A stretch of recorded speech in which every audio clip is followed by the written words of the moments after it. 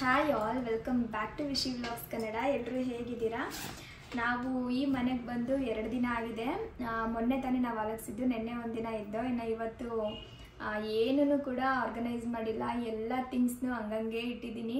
ಅಡುಗೆ ಮನೆನ ಸ್ವಲ್ಪ ಆರ್ಗನೈಸ್ ಮಾಡ್ಕೊಂಡಿದ್ದೀನಿ ಅಷ್ಟೇ. ಹಂಗಾಗಿ ಮಿನಿ ವ್ಲಾಗ್ಸ್ನು ಕೂಡ ನನಗೆ ಮಾಡ್ಕೊಳ್ಳಿಕ್ಕಾಗ್ತಿಲ್ಲ. ಅಡುಗೆ ಮನೆ ಪೂರ್ತಿ ಎಲ್ಲ ಮುಗಿಸ್ಬಿಟ್ಟು ಅದಾದಮೇಲೆ ಮಿನಿ ವ್ಲಾಗ್ಸ್ನ ಶುರು ಮಾಡೋಣ ಅಂತ ಅಂದ್ಕೊಂಡಿದ್ದೆ. ಆಗ್ತಾನೆ ಇಲ್ಲ. ಇನ್ನು ಇವತ್ತು ನಾನು ಮತ್ತು ನನ್ನ ಹಸ್ಬೆಂಡ್ ಇಬ್ಬರು ಕೂಡ ಬೆಳಗ್ಗೆನೇ ಟಿಫನ್ ಎಲ್ಲ ಮುಗಿಸ್ಕೊಂಡು ಏರ್ಪೋರ್ಟ್ಗೆ ಹೊರಡ್ತಾ ಇದ್ದೀವಿ. ಇವತ್ತು ನಾವು ಸೂರತ್ಗೆ ಹೋಗ್ತಾ ಇದ್ದೀವಿ. ಹಂಗಾಗಿ ಬ್ಯಾಂಗ್ಳೂರ್ ಏರ್ಪೋರ್ಟ್ಗೆ ಹೋಗ್ತಾ ಇದ್ದೀವಿ. ಲೈಫಲ್ಲಿ ಮೊದಲನೇ ಸಲ ನಾವು ಫ್ಲೈಟಲ್ಲಿ ಜರ್ನಿ ಮಾಡ್ತಿರೋದು.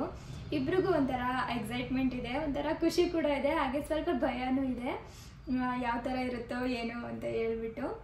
ಈಗ ಟೈಮ್ ಬಂದು 10 ಗಂಟೆ ಆಗಿದೆ. ನಮ್ಮದು ಫ್ಲೈಟ್ ಬಂದಿರೋದು 1 ಗಂಟೆಗಿರೋದು. ಇಲ್ಲಿಂದ ಹೋಗೋಷ್ಟರಲ್ಲಿ 1 ಅವರ್ ಆಗುತ್ತೆ ಅಂತ ಹೇಳ್ಬಿಟ್ಟು ಸ್ವಲ್ಪ ಬೇಗನೆ ಹೊರಡ್ತಾ ಇದ್ದೀವಿ. ಇನ್ನೇನು ಕ್ಯಾಬ್ ಬುಕ್ ಮಾಡಿದ್ದೀವಿ, ಕ್ಯಾಬ್ ಕೂಡ ಬರುತ್ತೆ. ಇನ್ನು ನಾವು ಸ್ವಲ್ಪ ಬೇಗನೆ ಹೊರಡ್ತಾ ಇದ್ದೀವಿ. ಯಾಕಂದರೆ ನಮಗೆ ಚೆಕಿಂಗ್ ಪ್ರೊಸೆಸ್ ಎಲ್ಲ ಯಾವ ಥರ ಇರುತ್ತೆ, ಎಷ್ಟು ಟೈಮ್ ಹಿಡಿಯುತ್ತೆ ಅದೆಲ್ಲ ನಮಗೆ ಗೊತ್ತಿರಲಿಲ್ಲ. ಹಾಗಾಗಿ ಸ್ವಲ್ಪ ಬೇಗನೆ ಹೊರಡೋಣ ಅಂತ ಹೇಳ್ಬಿಟ್ಟು ಬೇಗನೆ ಹೊರಟಿರೋದು. ಇನ್ನು ಕ್ಯಾಬ್ ಬುಕ್ ಮಾಡಿದ್ದು ನಾವು, ಕ್ಯಾಬ್ ಕೂಡ ಬೇಗ ಬಂತು. ಇನ್ನು ಮಾತಾಡ್ಕೊಂಡು ಹೋಗ್ತಾ ಇದ್ದೋ ಯಾವ ಥರ ಇರುತ್ತೆ ಫ್ಲೈಟಿಂದು ಎಕ್ಸ್ಪೀರಿಯೆನ್ಸ್ ಎಲ್ಲ ಅಂತ ಹೇಳ್ಬಿಟ್ಟು. ಇನ್ನು ನನ್ನ ಹಸ್ಬೆಂಡ್ 2 ಡೇಸ್ ಲೀವ್ ಹಾಕಿ ಕರ್ಕೊಂಡು ಹೋಗ್ತಾ ಇದ್ದಾರೆ ಇವತ್ತು. ಇವಾಗ ಚೆಕಿಂಗ್ ಪ್ರೊಸೆಸ್ ಎಲ್ಲ ಮುಗಿಸ್ಬಿಟ್ಟು ಇಲ್ಲಿ ಬಂದು ಕೂತಿದ್ದೀವಿ. ಒಂದು 10-15 ನಿಮಿಷ ಟೈಮ್ ಹಿಡಿಯುತ್ತೆ ಅಲ್ವಾ ಅಷ್ಟೇ. ನಾವು ಜಾಸ್ತಿ ಟೈಮ್ ಹಿಡಿಯುತ್ತೆ ಅಂತ ಅಂದ್ಕೊಂಡು ಅಷ್ಟೊಂದೇನು ಟೈಮ್ ತೊಗೊಳ್ಳಿಲ್ಲ, ಬೇಗನೆ ಆಯಿತು. ಒಂದು 11:40 ಬಂದು 12 o'clock ಒಳಗಡೆ ಇದ್ದೀವಿ. ನಮ್ಮದು ಫ್ಲೈಟ್ ಇರೋದು ಬಂದು 1:30ಗೆ. ಇನ್ನು 1.5 hour ಟೈಮ್ ಇದೆ. ಸ್ವಲ್ಪ ಬೇಗನೆ ಬಂದಿದ್ದೀವಿ. ನಿದ್ದೆ ಬರ್ತದೆ ಇವರಿಗೆ. ಪುಕ್ಕ ಪುಕ್ಕ ಅಂತ ಇದೆಯಾ? ನನಗೇನು ಮತ್ತೆ ಅಲ್ಲಿ ಬಸ್ ನಿಲ್ಸವ್ರೆ, ಹತ್ತೋದು ಹಿಡಿಯೋದು ಅಷ್ಟೇ. ಬಸ್ಸಲ್ಲೇ ಹೋಗ್ತಾರೆ ಇವರು, ಫ್ಲೈಟಲ್ಲಿ ಬರಲ್ಲ ಹಂಗಾದ್ರೆ.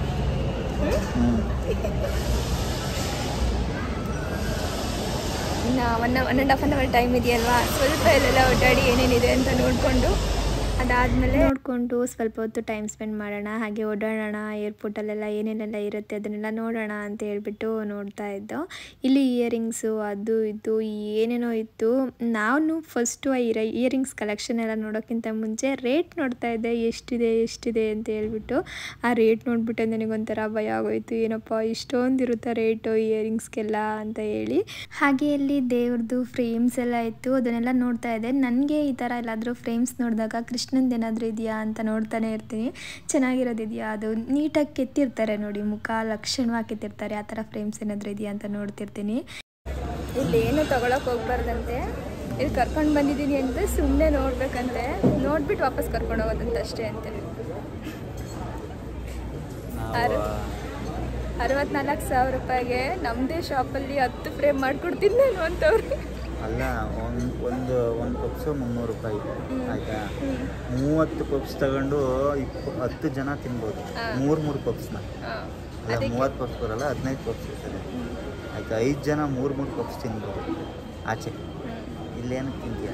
ನಾನು ಪಪ್ಸ್ ಕೇಳೇ ಇಲ್ಲ. ಇವರಿಗೆ ನೋಡಿ ನಾಷ್ಟ ಮಾಡಿದ್ಯಲ್ಲ, ಪಪ್ಸ್ ನೋಡಿ ಇವ್ರಿಗೆ ತಿನ್ಬೇಕಂತ ಅನ್ನಿಸ್ತು, ರೇಟ್ ನೋಡಿ ಬೇಡ ಅನ್ನಿಸ್ತು, ಅದಕ್ಕೆ ನನಗೆ ಹೇಳ್ತವ್ರೆ 300 ರೂಪಾಯಿ. ಅದು ಹೆಂಗಿರ್ತದೆ ಏನೋ, ಎಷ್ಟು ದಿನದಿಂದ ಹಂಗೆ ಪೇಂಟ್ ಹೊಡೆದು ಮಡಗಿರ್ತಾರೆ. ಪಪ್ಸಿಗೆ ಪೇಂಟ್ ಹೊಡಿತಾರಂತೆ. ಅವಾಗಿಂದ ನಂಗೆ ವಿಡಿಯೋ ಮಾಡೋಕ್ಕೆ ಹೆಲ್ಪ್ ಮಾಡಲ್ಲ ಹೋಗ್ತು ನೀನು ಅಂತ ಹೇಳ್ತಾ ಇದ್ದೆ. ಅದಕ್ಕೆ ಕರ್ಕೊಂಡ್ಬಂದು ಕೂರಿಸ್ಬಿಟ್ಟು ಏನು ಮಾತಾಡ್ತೀಯ ಮಾತಾಡಿ, ಇವಾಗ ನಾನು ವಿಡಿಯೋ ಮಾಡ್ತೀನಿ ಮಾತಾಡೋದು ಕೂರಿಸವ್ರೆ. ಇಲ್ಲಿ ಯಾರು ಪಬ್ಲಿಕ್ ಇಲ್ಲ ನೋಡಿ. ಪಬ್ಲಿಕ್ ಇರೋ ಕಡೆ ಇವರು ಕ್ಯಾಮ್ರಾ ಹಿಡಿಯಲ್ಲ, ಯಾರು ಇಲ್ದಿರೋ ಕಡೆ ಮಾತ್ರ ಇವರು ಕ್ಯಾಮ್ರಾ ಮಾಡೋದು. ಒಬ್ಬೊಬ್ರಿಗೆ ಹಂಗೆಲ್ಲ ವಿಡಿಯೋದಲ್ಲಿ ಬರೋದು ಇಷ್ಟ ಇರಲ್ಲ. ನನಗೆ ಇಷ್ಟ ಇಲ್ಲ. ನೀನು ನನ್ನ ಇದು ಫೋರ್ಸ್ ಮಾಡಿ ನನ್ನ ವಿಡಿಯೋ ಮಾಡ್ತೀಯಲ್ಲ. ನಿಮಗೆಲ್ಲ ಇಷ್ಟ ಅಲ್ವಾ ಇವ್ರು ಮಾತಾಡೋದು? ಅಟ್ಲೀಸ್ಟ್ ಆದರೂ ಕ್ಯಾಪ್ಚರ್ ಮಾಡ್ಕೊಳ್ಳೋಣ ಅಂತ ಟ್ರೈ ಮಾಡ್ತೀನಿ, ಆದರೆ ಇವರು ಅದನ್ನು ಕೂಡ ಬಿಡೋದು. ಇನ್ನು ಇವಾಗ ಸ್ವಲ್ಪ ಹೊತ್ತು ಎಲ್ಲ ಕಡೆ ಓಡಾಡಿ ಮಾತಾಡಿ ಕೂತ್ಕೊಂಡು ನಿಂತ್ಕೊಂಡು ನಮಗೂ ಸಾಕಾಗೋಯ್ತು, ತುಂಬ ಟೈಮ್ ಇತ್ತಲ್ಲ. ಅದಾದಮೇಲೆ 1:30 ಆಯಿತು. ಇವಾಗ ಫ್ಲೈಟ್ ಕೂಡ ಬಂದಿತ್ತಲ್ಲ, ನಾವು ಕೂಡ ಒಳಗಡೆ ಹೋಗ್ತಿದ್ದೀವಿ. ನಾನು ಈ ಕಡೆ ಹತ್ರದಿಂದ ಎಲ್ಲನೂ ನೋಡಬೇಕಂತ ತುಂಬ ದಿನದಿಂದ ಆಸೆ ಇತ್ತು. ತುಂಬ ಎಕ್ಸೈಟೆಡ್ ಆಗಿ ನಾನೆಲ್ಲ ಕಡೆನೂ ನೋಡ್ತಾ ಇದ್ದೆ. ನಿಧಾನಕ್ಕೆ ಹೋಗೋಣ ಅಂತ ಅನ್ನಿಸ್ತಾ ಇತ್ತು. ಅಂದರೆ ಎಲ್ಲನೂ ನೀಟಾಗಿ ನೋಡಿಬಿಟ್ಟು ಹೋಗೋಣ, ಹೆಂಗಿರುತ್ತೆ ಹತ್ರದಿಂದ ಫ್ಲೈಟ್ ಯಾವ ಥರ ಕಾಣಿಸುತ್ತೆ ಅನ್ನೋ ಕ್ಯೂರಿಯಾಸಿಟಿ ಅಂತ ನನಗೆ ಜಾಸ್ತಿನೇ ಇತ್ತು. ಅದಾದಮೇಲೆ ಏನಾಯಿತು ಅಂತ ಅಂದರೆ ಎಲ್ಲರೂ ಹೋಗಿ ಕುತ್ಕೊಂಡಿದ್ದಾದಮೇಲೆ ಯಾರ್ದೋ ಒಬ್ರದ್ದು ಬ್ಯಾಗ್ ಮಿಸ್ ಆಗಿತ್ತು ಅಂತ ಅನಿಸುತ್ತೆ.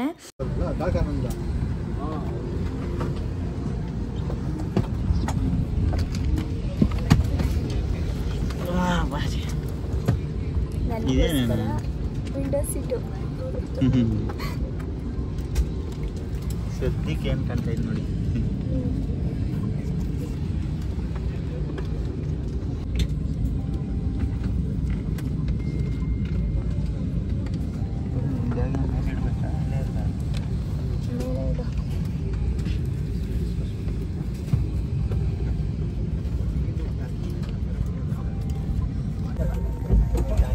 ಪಾಪ ಅವಾಗಿಂದ ಫ್ಲೈಟಲ್ಲಿ ಹೋಗೋದಕ್ಕಿಂತ ಇಲ್ಲಿ ಬಸ್ಸಲ್ಲಿ ಹೋಗ್ಬೇಕಂತ ಆಸೆ ಪಡ್ತಾ ಇದ್ರು. ನೋಡಿದ್ರೆ ಬಸ್ಸೇ ಇಲ್ಲ, ಇಲ್ಲಿ ಡೈರೆಕ್ಟ್ ಫ್ಲೈಟ್ ಒಳಗಡೆ ಬಂದು. ಇನ್ನು ಆಗಲೇ ಒಬ್ರದ್ದು ಬ್ಯಾಗ್ ಮಿಸ್ ಆಯಿತು ಅಂತ ಹೇಳಿದ್ನಲ್ಲ, ಅವ್ರ ಬ್ಯಾಗ್ ಸಿಗೋವರೆಗೂ ಫ್ಲೈಟ್ ಹೊರಡಲೇ ಇಲ್ಲ ಗೊತ್ತಾ. ಒಂದು 45 ನಿಮಿಷ ಆಗಿರ್ಬೋದೇನೋ, ಅಷ್ಟು ಹೊತ್ತು ಬ್ಯಾಗ್ನ ಹುಡುಕಿದ್ದಾರೆ. ಪ್ರತಿಯೊಬ್ಬರು ಬ್ಯಾಗ್ನು ಚೆಕ್ ಮಾಡಿ ಇದೆಯಾ ಅವ್ರ ಬ್ಯಾಗ ಇದು ಅಲ್ವಾ ಅಂತ ಎಲ್ಲ ಎಷ್ಟು ಚೆನ್ನಾಗಿ ನೀಟಾಗಿ ಹುಡುಕಿ ಕೊನೆಗೂ ಕೂಡ ಬ್ಯಾಗ್ ಸಿಗೋವರೆಗೂ ಬಿಡಲಿಲ್ಲ ಅವರು. ಬ್ಯಾಗ್ ಸಿಕ್ಕಿದ್ಮೇಲೆ ಫ್ಲೈಟು ಹೊರಟಿದ್ದು. ಅದನ್ನೇ ನಾನು ಮತ್ತು ನನ್ನ ಹಸ್ಬೆಂಡ್ ಮಾತಾಡ್ತಾ ಇದ್ದೋ, ಎಷ್ಟು ಪೇಷನ್ಸಿಂದ ಹುಡುಕೊಡ್ತಾರೆ, ಎಷ್ಟು ತಾಳ್ಮೆ ಇರುತ್ತೆ ಅವ್ರಿಗೆಲ್ಲ ಅಂತ ಹೇಳ್ಬಿಟ್ಟು. ಅಲ್ಲಿರೋರು ಯಾರಿಗೂ ಕೂಡ ಸ್ವಲ್ಪ ಬೇಜಾರಿರಲಿಲ್ಲ ಗೊತ್ತಾ ಮುಖದಲ್ಲಿ. ನಾರ್ಮಲಾಗಿ ನೆನ್ನೆ ಪಟ ಅಂತ ಬ್ಯಾಗೆಲ್ಲನೂ ಹುಡುಕಿ ಕೊನೆಗೂ ಅವ್ರ ಬ್ಯಾಗ್ನ ಹುಡುಕಿ ಕೊಟ್ಬಿಟ್ರು. ನನಗೆ ಒಂಥರ ಶಾಕ್ ಆಗೋಯಿತು. ಇನ್ನು ಇಲ್ಲಿ ನಾವು ಕೂತಿರ್ತೀವಲ್ಲ ಸೀಟ್ ಮುಂದೆ ನೆನ್ನೆ ಎಲ್ಲನೂ ಇಟ್ಟಿರ್ತಾರೆ, ಅಂದರೆ ಬುಕ್ ಇಟ್ಟಿರ್ತಾರೆ, ಏನಾದರೂ ಬೇಜಾರಾದರೆ ಓದ್ಕೊಳ್ಳಿ ಅಂತ ಹೇಳ್ಬಿಟ್ಟು. ಅದಲ್ಲದೆ ನಾವು ಸೀಟಲ್ಲಿ ಯಾವ ಥರ ಕೂತ್ಕೊಳ್ಬೇಕು ಅನ್ನೋ ಇನ್ಸ್ಟ್ರಕ್ಷನ್ ಒಂದು ಫೈಲ್ ಕೂಡ ಇಟ್ಟಿರ್ತಾರೆ, ಅದನ್ನು ನೋಡಿಕೊಂಡು ನಾವು ಕೂತ್ಕೊಳ್ಬೋದು. ಇನ್ನು ಆ ಕಡೆ ಎಲ್ಲ ಫ್ಲೈಟ್ಸ್ ಎಲ್ಲ ನಿಂತಿದ್ವಲ್ಲ, ಅದನ್ನೆಲ್ಲ ನಾನು ಹಂಗೆ ವಿಡಿಯೋ ಕ್ಯಾಪ್ಚರ್ ಮಾಡ್ಕೊಳ್ತಾ ಇದ್ದೆ. ನಾವೇನು ಗೊತ್ತಾ, ಚಿಕ್ಕವರಿರುವಾಗೆಲ್ಲ ಎಲ್ಲಾದರೂ ಈ ಥರ ಬಂತು, ಏರೋಪ್ಲೇನ್ ಬಂತು ಅಂತ ಅಂದ ತಕ್ಷಣ ಓಡೋಗ್ಬಿಡ್ತಿದ್ದೋ ನೋಡೋಕ್ಕೆ. ಅದನ್ನು ನೋಡ್ಕೊಂಡೇ ನಿಂತ್ಕೊಳ್ತಾ ಇದ್ದೋ. ಅದು ನಮಗೆ ಕಣ್ಣಿಗೆ ಕಾಣಿಸ್ತೇನೆ ಮರೆ ಆಗೋವರೆಗೂ ನೋಡ್ಕೊಂಡು ನಿಂತ್ಕೊಳ್ತಾನೆ ಇದ್ದೋ. ಹೆಂಗೆ ಬಂತು, ಹೆಂಗೋಯ್ತು, ಎಷ್ಟು ಪುಟ್ಟದಾಗ ಕಾಣಿಸ್ತಾ ಇದೆಯಲ್ಲ, ಹತ್ರದಿಂದ ಎಷ್ಟು ದೊಡ್ಡದಾಗಿರ್ಬೋದು ಅನ್ನೋ ಥರ ಆ ಥರ ಎಲ್ಲ ಕ್ಯೂರಿಯಾಸಿಟಿ ಇರ್ತಿತ್ತು ಅವಾಗ. ಹಾಗೆ ಸುಮ್ಮನೆ ಇದನ್ನೆಲ್ಲ ಮಾತಾಡಿಕೊಂಡು ಕೂತ್ಕೊಂಡಿದ್ದೋ. ಅದಾದಮೇಲೆ ಫ್ಲೈಟು ಟೇಕ್ ಆಫ್ ಆಯಿತು ನೋಡಿ. ಅವಾಗೊಂದು ಕ್ಷಣ ನನಗೆ ಒಂಥರ ಭಯ ಆಯಿತು. ಹಿಂಗೆ ಅದು ಟೇಕ್ ಆಫ್ ಆದ ತಕ್ಷಣ ಒಂದು ಸ್ವಲ್ಪ ಭಯ ಆಗುತ್ತೆ, ಅದಾದಮೇಲೆ ಏನಂತ ಅನಿಸಲ್ಲ.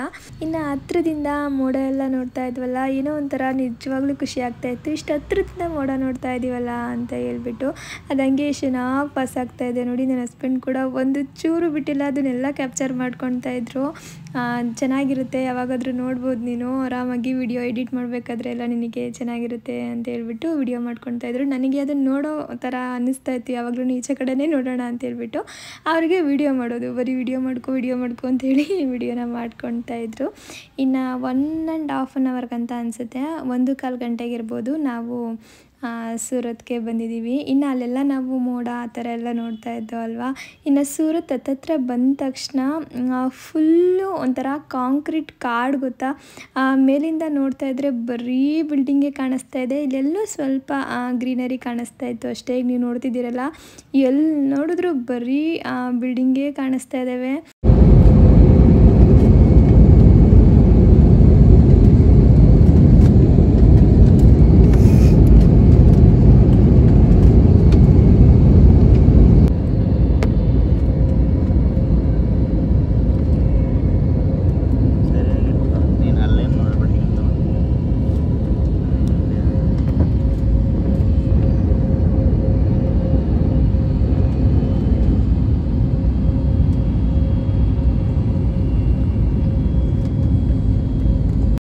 ಇನ್ನು ನಾವು 1:30 ಫ್ಲೈಟ್ ಅಲ್ವಾ ಹತ್ತಿದ್ದು. 2:45 ಅಷ್ಟರಲ್ಲೆಲ್ಲ ನಾವು ಸೂರತ್ಗೆ ರೀಚ್ ಆಗಬೇಕಿತ್ತು. ಬೇಗ ಹೋದರೆ ಅಲ್ಲಿ ಸ್ವಲ್ಪ ಹೊರಗಡೆ ಎಲ್ಲ ಹೋಗೋಣ ಅಂತ ಎಲ್ಲ ಪ್ಲ್ಯಾನ್ ಮಾಡ್ಕೊಂಡಿದ್ದು. ಆದರೆ ಫ್ಲೈಟ್ ಅಲ್ಲೇ ಡಿಲೇ ಆಯ್ತಲ್ವ, ಹಾಗಾಗಿ ಇಲ್ಲಿಗೆ ಬರೋ ಅಷ್ಟರಲ್ಲಿ ಒಂದು 4:15 ಏನೋ ಆಗಿತ್ತು.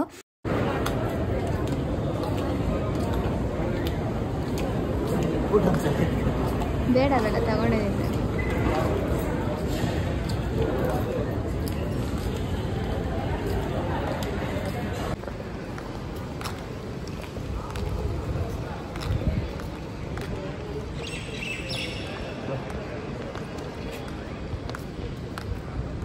ಕಡೆ ಫುಲ್ಲು ತಣ್ಣಗಿದ್ವಾ, ಸ್ವಲ್ಪ ಈ ಕಡೆ ಬಂದ ತಕ್ಷಣ ಫುಲ್ಲು ಬಿಸಿ ಹೊಡಿತಾ ಇದೆ ಇಲ್ಲಿ ಸೂರತ್ತು. ಅಬೇ ಸಮುದ್ರದ ಪಕ್ಕ ಅಲ್ವಮ್ಮ ಇರೋದು. ಎಷ್ಟು ಬಿಸಿ ಹೊಡಿತಿದೆ ಅಂದರೆ ಫುಲ್ಲು ಒಂದೇ 1-2 ನಿಮಿಷಕ್ಕೆ ಫುಲ್ ಸೆಕೆ ಆಗ್ತಿದೆ ನೋಡಿ.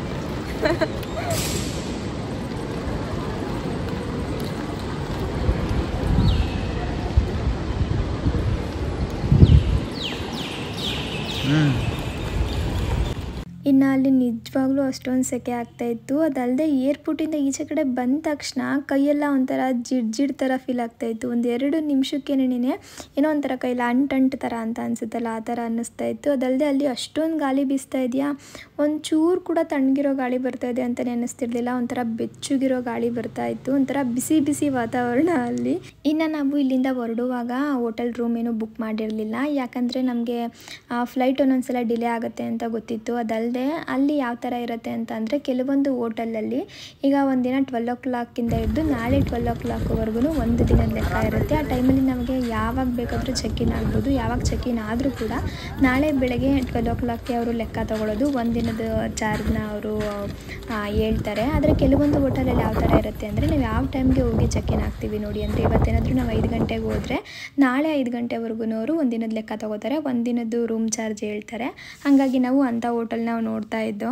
ಇನ್ನು ನಾವು ಅಲ್ಲಿಂದ ಕ್ಯಾಬಲ್ಲಿ ಹೊರಡೋಣ ಅಂತೇಳಿ ಬುಕ್ ಮಾಡ್ತಾಯಿದ್ದೋ. ಅಷ್ಟರಲ್ಲಿ ಟ್ಯಾಕ್ಸಿ ಅವರೆಲ್ಲ ಬಂದು ಕೇಳ್ತಿದ್ರು. ಸ್ಟಾರ್ಟಿಂಗ್ ಅವ್ರು ನಿಜ ಹೇಳ್ಬೇಕಂದ್ರೆ ಜಾಸ್ತಿ ರೇಟ್ ಹೇಳ್ತಾರೆ, ಒಂದು 900 ರೂಪಾಯಿ 1000 ರೂಪಾಯಿ ಆ ಥರ ಎಲ್ಲ ಹೇಳ್ತಾರೆ. ನಾವು ಸ್ವಲ್ಪ ಬಾರ್ಗಿನ್ ಮಾಡಬೇಕು, ಅವಾಗ ಅವರು ಕಡಿಮೆಗೆ ಬರ್ತಾರೆ. ನಮಗೂ ಕೂಡ ಇವರು 800 ರೂಪಾಯಿ ಏನೋ ಹೇಳಿದ್ರು. ಅದಾದಮೇಲೆ 500ಗೆ ಕರ್ಕೊಂಡು ಹೋಗ್ತೀನಿ ಅಂತ ಹೇಳಿದ್ರು.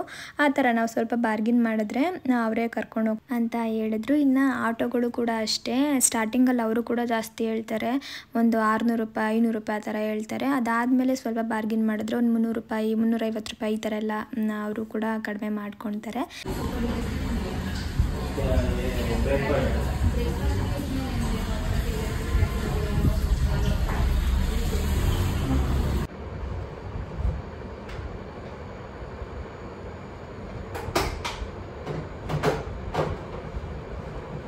ಮಿಕ್ಸಿ ಥರ ತಿರ್ಗಿಸ್ತಾ ಇದೆಯಲ್ಲ, ಯಾಕೆ?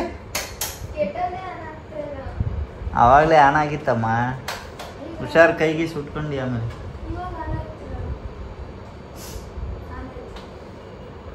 ಆ ಪಕ್ಕದಲ್ಲಿರೋದೇನು? ನಿನ್ನ ಮುಂದೆ ಕೂತಿರೋರು ಯಾರು? ಅಲ್ಲಿ ನಿನ್ನ ಮುಂದೆ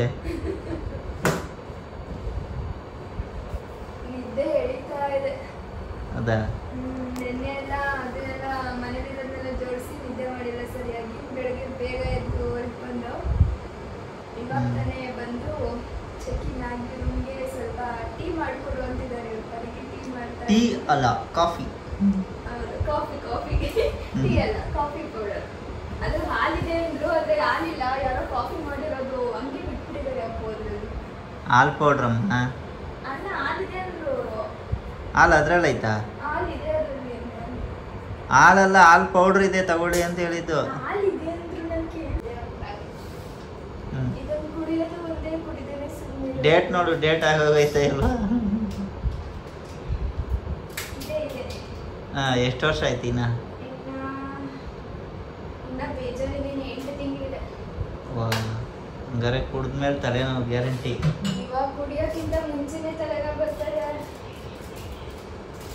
ಅಲ್ಲೇ ಇಲ್ಲಿ ವೆದರ್ ಮಾತ್ರ ಹೊರಗಡೆ ಹೋಗೋಕೆ ಆಗಲ್ಲ, ಅಷ್ಟೊಂದು ಸೆಕೆ. ಇಲ್ಲಿ ಎ ಸಿ ಐತಲ್ಲಮ್ಮ, ಎ ಸಿ ಐತೆ, ಫ್ಯಾನ್ ಐತೆ. ಅಲ್ಲ, ಅಲ್ಲಿ ಏರ್ಪೋರ್ಟಿಂದ ಈಚೆ ಕಡೆ ಬಂದಾಗ ಎಷ್ಟು ಸೆಕೆ ಆಗ್ತಾ ಇತ್ತು. ಇವನು ಯಾರೋ ಫ್ಯಾನ್ ಆಫ್ ಮಾಡೋದು ಸ್ವಿಚ್ಚೇ ಕೊಟ್ಟಿಲ್ವಲ್ಲ, ಹೆಂಗಿದು? ಅದು ಆಫೇ ಆಯ್ತಾ ಇಲ್ಲ ಫ್ಯಾನು? ಎಲ್ಲ ಆಫ್ ಮಾಡೋದು ಅಂತಲೂ ಗೊತ್ತಿಲ್ಲ. ಆ remote AC T we work ಆಯ್ತದ ನೋಡೋಣ. ತರಿಸ್ತೀನಿ ನೋಡಿ. ಈ ಥರ ಕಾಫಿ ಎಲ್ಲೂ ಕುಡ್ದಿರಲ್ಲ ನಾನು. ನಮ್ಮ ಯಜಮಾನ್ರು ಈ ಥರ ಕಾಫಿ ಎಲ್ಲೂ ಕುಡ್ದಿರಲ್ಲ. ಗ್ಲಾಸಲ್ಲಿ ಕೊಡಮ್ಮ ಅಂದ್ರೆ ಇದೇ ನೀರು ತಂದಿದ್ದೀಯ, ನಾನು ಕುಡಿಯಲ್ಲ. ಅಯ್ಯಯ್ಯೋ, ನಂಗೆ ಬೇಡ. ಇವ್ರು ಅವಾಗಿಂದ ಪಾಪ ಬಂದ ತಕ್ಷಣ ಒಂದು ಕಪ್ ಕಾಫಿ ಮಾಡ್ಕೊಟ್ಬಿಡು ಅಂತ ಕೇಳಿದ್ರು. ಏನ್ ಸಖತ್ತಾಗಿದೆ ಇವಾಗ ಕಾಫಿ. ಅಪ್ಪ ಇದೇನು ಸಾಂಬಾರ ಏನಿದೆ? ಒಂದೇ ಪ್ಯಾಕೆಟ್ ಆಯ್ತಿದ್ದ ಹಾಲು? ಒಂದೇ ಪ್ಯಾಕೆಟ್ ಇದ್ದು. ನಾನ್ ಕುಡಿಯಲ್ಲಪ್ಪ, ಅದನ್ನ ಕುಡಿದ್ರು ಒಂದೇ, ಕುಡಿದೇ ಇರೋದು ಒಂದೇ. ಹಶ್ವಾಗ್ತಾ ಇದೆ ಫಸ್ಟ್ ನಮ್ಗೀಗ.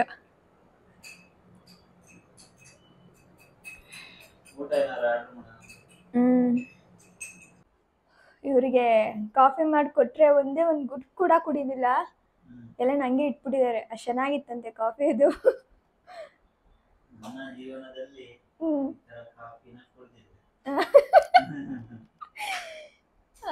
ನಾವು ಅಲ್ಲಿ ಏರ್ಪೋರ್ಟಲ್ಲಿ ಬೇರೆ ಹೋಟ್ಲನ್ನ ನೋಡೋಣ ಅಂತ ಹೇಳಿ ಚೆಕ್ ಮಾಡಿದಾಗ ಒಂದು ಹೋಟ್ಲು ಚೆನ್ನಾಗಿದೆ ಅಂತ ಗೊತ್ತಾಯ್ತು. ಯಾವ ಹೋಟ್ಲಪ್ಪ ಅದು? ಯಾವುದೋ ಗ್ಯಾಲಕ್ಸಿ ಅಂತೆ. ಡಿಸ್ಪ್ಲೇ ಮಾತ್ರ ಚೆನ್ನಾಗಿ ಮಾಡಿದ್ರು, ಒಳ್ಳೆ ಹೋಟೆಲ್ ಅನ್ನೋ ಥರ. ಸರಿ ಅಂದ್ಬಿಟ್ಟು ಬುಕ್ ಮಾಡ್ಲಿಕ್ಕೆ ಹೋಗ್ಲಿಲ್ಲ, ಒಂದ್ಸಲ ಫೋನ್ ಮಾಡಿ ಕೇಳೋಣ ಅಂತ ಹೇಳ್ಬಿಟ್ಟು ಫೋನ್ ಮಾಡಿ ಕೇಳಿದ್ಕೆ ಬನ್ನಿ ಇಲ್ಲೇ ಬುಕ್ ಮಾಡಿ ಅಂತ ಹೇಳಿದ್ರು. ಅದಾದಮೇಲೆ ಕ್ಯಾಬ್ ಡ್ರೈವರ್ ಹೇಳಿದ್ರು ಅದು ಹೋಟೆಲ್ ಚೆನ್ನಾಗಿಲ್ಲ, ನಾನು ಬೇರೆ ಹೋಟೆಲ್ ತೋರಿಸ್ತೀನಿ, ಅಲ್ಲಿಗೆ ಹೋಗಿ ಚೆನ್ನಾಗಿದೆ, ನಿಮ್ಗೆ ಇಷ್ಟ ಆಗಲಿಲ್ಲ ಅಂದರೆ ಬೇಕಾದರೆ ಬೇರೆ ಕಡೆ ಕರ್ಕೊಂಡು ಹೋಗ್ತೀನಿ ಅಂತ ಹೇಳ್ಬಿಟ್ಟು ಸದ್ಯ ನಾವು ಬರಬೇಕಾದ್ರೆ ಹೋಟೆಲ್ನೂ ಕೂಡ ತೋರಿಸಿದ್ರು. ಎಷ್ಟು ಚೆನ್ನಾಗಿತ್ತು ಅಂದರೆ ಹೋಟೆಲ್ಲು, ನಿಜವಾಗ್ಲೂ ಅವ್ರು ಹೇಳಿದ ರೇಟ್ಗೂ ಹೋಟೆಲ್ಗೂ ಸಂಬಂಧನೇ ಇಲ್ಲ, ಆ ಥರ ಇತ್ತು. ಸರಿ ಅಂದ್ಬಿಟ್ಟು ಕ್ಯಾಬ್ ಡ್ರೈವರ್ ಹೇಳಿದ್ರಲ್ಲ ಅವಣ್ಣ, ಅವ್ರು ಹೇಳ್ದಂಗೆನೇ ಇನ್ನೊಂದು ಹೋಟ್ಲಿಗೆ ಬಂದು ಇಲ್ಲಿ ರೂಮ್ ಚೆನ್ನಾಗಿದೆ ಅಂತ ಅನ್ನಿಸ್ತು. ಅದಲ್ಲದೆ ಅಮೌಂಟ್ ಕೂಡ ಸ್ವಲ್ಪ ಕಡಿಮೆ ಅಂತ ಅನ್ನಿಸ್ತು ಅಲ್ಲಿಗೆ ಹೋಲಿಸ್ಕೊಂಡ್ರೆ. ಹಾಗಾಗಿ ಈ ಹೋಟೆಲಿಗೆ ಬಂದಿದ್ದೀವಿ. ರೂಮ್ ಕೂಡ ಪುಟ್ಟದಾಗಿ ಚೆನ್ನಾಗಿದೆ, ಬನ್ನಿ ನಿಮಗೆ ತೋರಿಸ್ತೀನಿ ರೂಮ್ ಯಾವ ಥರ ಇದೆ ಅಂತ ಹೇಳ್ಬಿಟ್ಟು.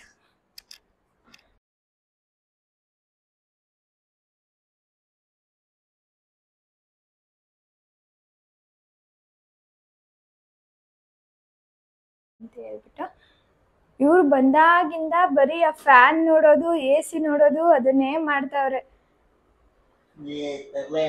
ಇಲ್ಲೇ ಎಲೆಕ್ಟ್ರಿಷಿಯನ್ ಕೆಲ್ಸಕ್ಕೆ ಸೇರ್ಕೊಂಡ್ಬಿಡಪ್ಪ.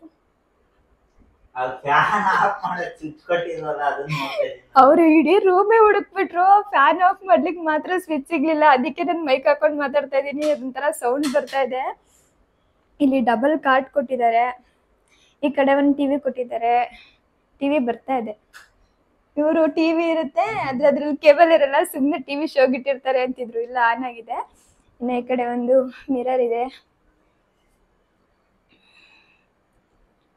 ಹಾಗೆ ಕಾಫಿ ಮಾಡ್ಕೊಳಕ್ಕೆ ಇಲ್ಲಿ ಎಲ್ಲ ಫೆಸಿಲಿಟೀಸು ಕೊಟ್ಟಿದ್ದಾರೆ. ಆದರೆ ಕಾಫಿ ಮಾತ್ರ ತುಂಬ ಕೆಟ್ಟದಾಗಿ ಮಾಡಿಕೊಟ್ಟೆ ಇವಾಗ. ಒಂದು ಗುಡ್ಕು ಕುಡ್ದಿಲ್ಲ ನೋಡಿ, ಒಂದೇ ಒಂದು ಗುಡ್ಕು ಕುಡ್ದು ಹಂಗೆ ಇಟ್ಬಿಟ್ರು, ಚೆನ್ನಾಗಿಲ್ಲ ಅದು ಅಂತ.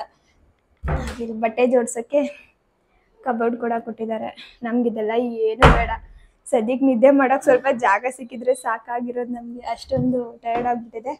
ಇನ್ನು ಈ ಕಡೆ ಮಿನಿ ಫ್ರಿಜ್ ಕೊಟ್ಟಿದ್ದಾರೆ. ಇನ್ನು ಇಲ್ಲಿ ಊಟ ಮಾಡಲಿಕ್ಕೆ ಅಂತೇಳಿ ಒಂದು ಟೇಬಲ್ಲು, ಒಂದು ಎರಡು ಚೇರ್ ಇದೆ. ನನಗಿದು ವಿಂಡೋನೇ ಜಾಸ್ತಿ ಇಷ್ಟ ಆಗಿದ್ದು.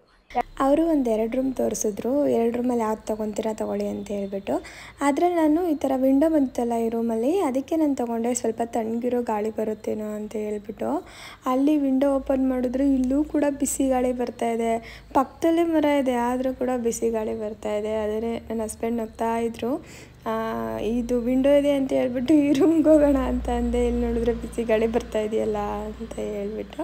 ಅಂದರೆ ಅಲ್ಲಿ ರೂಮಲ್ಲಿ AC ಇಲ್ಲ, ಫ್ಯಾನು ಏನಾದರೂ ಒಂದು ಇರಲೇಬೇಕು, ಇಲ್ಲ ಅಂದರೆ ನಿಜವಾಗ್ಲೂ ಅಲ್ಲಿ ಇರೋಕ್ಕೆ ಮಾತ್ರ ಆಗಲ್ಲ.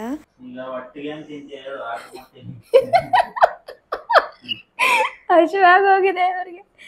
ಇದು ಮರ ಇದೆಯಲ್ಲ, ಅದಕ್ಕೆ ಈ ರೂಮ್ ಇಷ್ಟ ಆಗಿದ್ದು. ನಮ್ಗೆ 2 ರೂಮ್ ತೋರಿಸಿದ್ರು, ಮೇಲ್ಗಡೆ ಒಂದು ರೂಮ್ ಅಲ್ವಾಪು, ಆ ರೂಮ್ ಏನು ನಮ್ಗೆ ಅಷ್ಟೊಂದು ಇಷ್ಟ ಆಗಲಿಲ್ಲ. ಈ ರೂಮ್ ಚೆನ್ನಾಗಿದೆ ಅಂತ ಹೇಳಿ ಈ ರೂಮ್ ತೊಗೊಂಡೆ. ಸೇಮ್ 2 ಒಂದೇ ಪ್ರೈಸ್ ಅಂತ ಹೇಳಿ. ಇನ್ನು ಈ ಕಡೆ ವಾಶ್ರೂಮ್, ನಾರ್ಮಲಾಗಿ ಎಲ್ಲ ಹೋಟೆಲಲ್ಲಿ ಯಾವ ಥರ ವಾಶ್ರೂಮ್ ಇರುತ್ತೆ, ಇಲ್ಲೂ ಹಂಗೆ ಒಂದು ವಾಶ್ರೂಮ್ ಇದೆ. ಇನ್ನೊಂದು ಮಿರರ್ ಕೊಟ್ಟಿದ್ದಾರೆ. ಕ್ಲೀನಾಗಿದೆ, ಗಲೀಜಾಗಿ ಏನಿಲ್ಲ, ಕ್ಲೀನಾಗಿದೆ.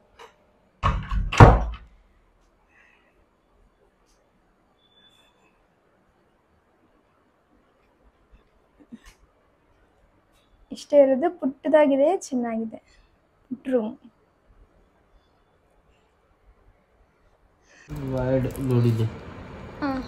ಬಾಯ್ಲ್ಡ್ ಎಗ್ಗು 60 ರೂಪಾಯಿ, 6 ರೂಪಾಯಿ ಮೊಟ್ಟೆ, 10 ಮೊಟ್ಟೆ ಬರ್ತದೆ. 10 ಮೊಟ್ಟೆ ತಂದು ಅದ್ಯಾವ್ದೋ ಬಾಕ್ಸ್ ಕೊಟ್ಟವ್ರಲ್ಲ, ಅದರಲ್ಲ ಬೇಯಿಸ್ಕೊಂಡು ತಿಂದ್ರಾಗಲ್ವ.